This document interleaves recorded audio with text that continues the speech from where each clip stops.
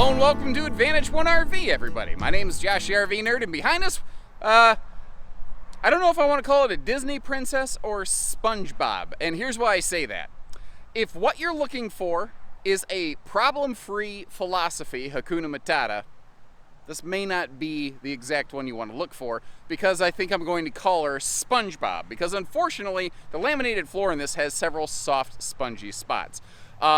Doing some looking around this one, I think I've figured out the story here, especially for what I was able to garner in terms of information from our consignment officer here at Advantage 1.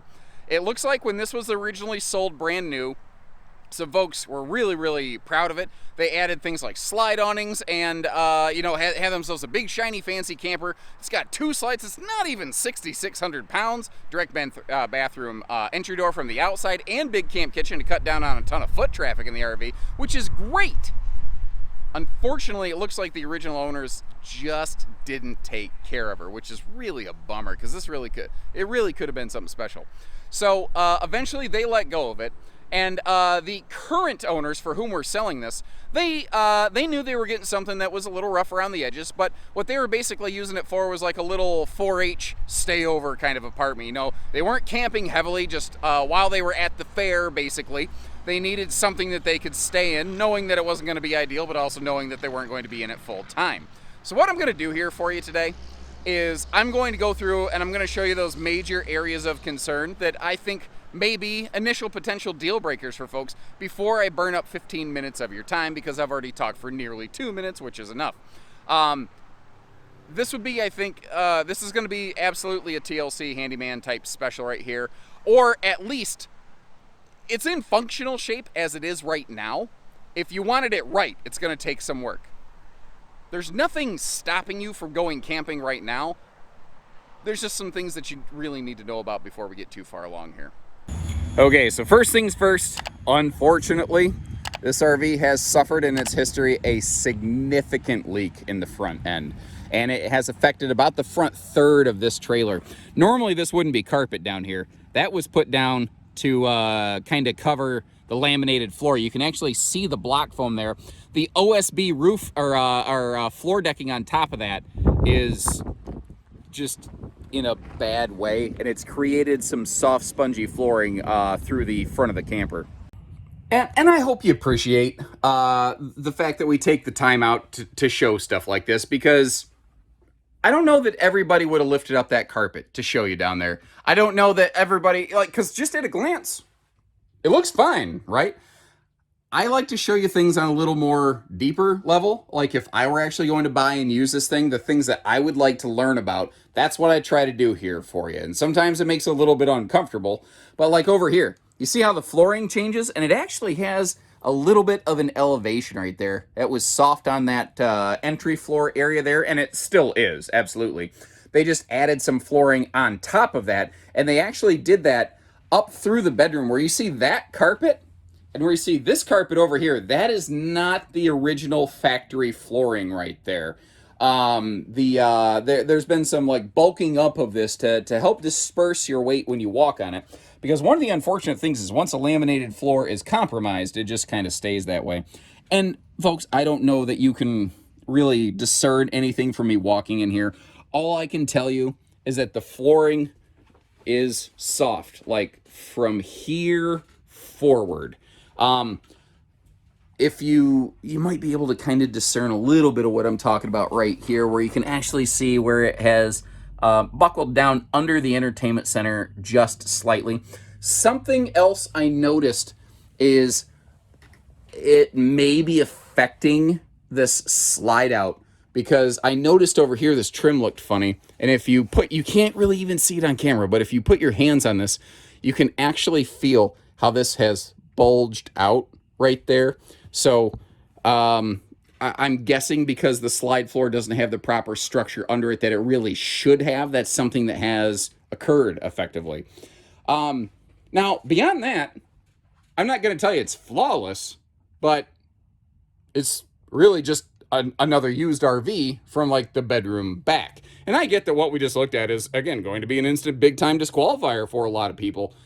But if you're handy, or kind of like these folks, you're like, listen, I get that and I'm not psyched about that, but man, for the right money, I'm only going to spend a couple nights a year in this thing. Well, maybe it would work for you just like it worked for the last folks, you know? Or if you're like, yeah, I'm handy, or I'm a fix it and flip it type, I could put some new floor decking down, or I could make that work with that aluminum structure. I could work my way around that. Maybe there's still some good redeeming kind of qualities here for you. One thing I do want you to note, you might see, like, you're like, oh my God, what is this big hunk of OSB over here? Well, that is actually a little conversion plank. You see those legs that fold out on it? That is what slots inside of that dinette space right there to convert that down into a sleeper effectively.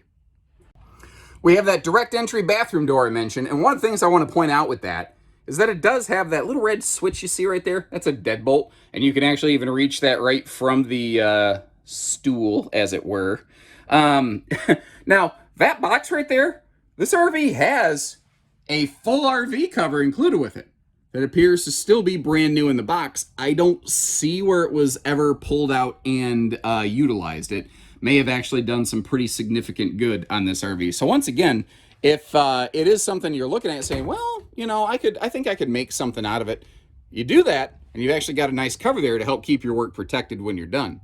Above the camp kitchen, back here in this private room, we have a larger bunk because on the back side of the camp kitchen, you just have a big chunk of storage space. Now, what's kind of cool is this over here is dresser space. You see the entertainment hookups through the middle, and that over there is actually a hanging closet. Folks bought a little aftermarket ladder that they could throw up there so they wouldn't have to throw the kids up there as they were. And oh, buddy, look at that. That is a TV DVD combo, baby. Magnavox, yeah. Man, I had a PlayStation and then a PlayStation 2 hooked up to one of those about that size for so many years. That's probably why my eyes are going so bad today. What's funny is I actually used to have amazing 20/20 vision, and then I got really into computers and staring at screens really close to my face all day. I'm painfully nearsighted. And in case you're curious, yes, that overhead bunk can flip up, and you can kind of convert this into like a second lounge or living room, or, you know, again, if you're doing a project out of this, take that sofa, take that bunk out of there, you can convert this into an office space if need be. This could be potentially a mobile work site kind of camper. I never really thought about that. Now, in case you're curious here, you do have privacy curtains, both for the rear bunk room here, as well as both sides of that island entertainment center. And I know we've kind of looked at it from this direction, but let me just slow down and give you one more kind of pass through now that we're, more focused on what does it have for us kind of thing. That is a 6 cubic foot gas electric fridge freezer, by the way. Looks like we're single air. I didn't check the power on this. I would be pretty sure, though, that it's 30 amp, which means not second air capable. But questions like that, you can always feel free to give our team here at Haylitz a call. We can check into that kind of stuff for you, no problem. Now, up front here, this, I believe is a Camp Queen. But they did leave enough room there. It does look like if you wanted to size that up to a true queen, I think you could make that work. So right off the bat, one of the things I noticed on this were the slide awnings, which is an awesome preventative item, and they seem to have done their job for the slides, certainly. The underbelly is enclosed and heated. This isn't what I think people would refer to as a Four Seasons RV, but if it's going to dip below freezing a little bit, then come back tomorrow, like if it just gets a little chilly overnight, then comes back tomorrow, you're going to be fine here. Aluminum structure in this, it's laminated walls, laminated floor, that is really reducing the weight on here quite a bit. It was just, how you're able to get something like this size, 6,600 pounds or less. The Keystone Passport's one of the only other things, and the Coachman Apex both, were able to make floor plans like this, at that lighter weight rating. Now, again, as we go through it, there's all sorts of little tiny things, elbow grease things, little screw trim. Now, in case you're curious, like this looks, I get it, this doesn't look at all good. That's just a piece of screw trim though. It is like incredibly inexpensive. It's incredibly easy to pop on there, which naturally begs the question, why haven't we done that? You got to remember, we don't own this camper. this is sort of like real estate. This camper is just here on consignment. Sort of like the real estate broker doesn't fix stuff on a house. They present the house, and their job, if they're doing it right, I feel, is to educate their potential buyer to make sure they know exactly what they're getting into. And that's really kind of what I'm doing here. The main difference is we have all the houses all in one spot, and they're on wheels, so they're easy to move around. Down below, we've got the wide stance stability axles, which this thing is long. With 2 slides like that, these things have to get pretty long pretty quickly. And when you start hearing under 6,600 pounds, holy cow, I could half-ton that. Well, maybe. The only reason I get kind of gun-shy on that is just because it is so long that it can really start to push around a shorter wheelbase half-ton. The longer your vehicle, the happier you're going to be and more comfortable you're going to be towing this thing around here. I tell you what, I like this camp kitchen. It's right next to the bathroom door. You saw how there's an awning covering both doors for some easy come and go. I like what they did here. And it looks like they had a little mini TV hooked up outside here at some point. But this is basically, it's what I consider a fully equipped camp kitchen, where you've got a real sink with a drain. I like this slide open countertop space just in front of that, what I think is an entertainment area right there. And you're saying, yeah, but what about a cooker? You see that little yellow sticker down there? It has itself a little gas grill cooker hooker right down below the skirt line there. Now on the back, folks added this handy dandy little cargo rack. I don't know if they used it for like a little portable generator perhaps, or if maybe they just strapped some bikes to it in transit. I do like the location of that little camp shower though right there on the back side of the RV. That is very handy for some cleanup things. The bumper has a dumper sticking out of it, as you can see right there. That looks like a nicer Rhinoflex hose though.